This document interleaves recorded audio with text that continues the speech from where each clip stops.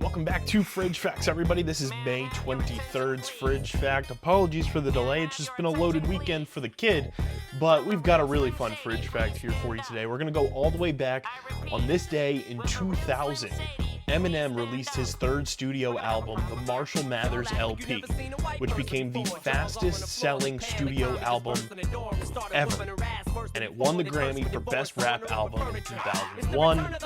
Just an iconic album that has withstood the tests of time all the way 26 years later.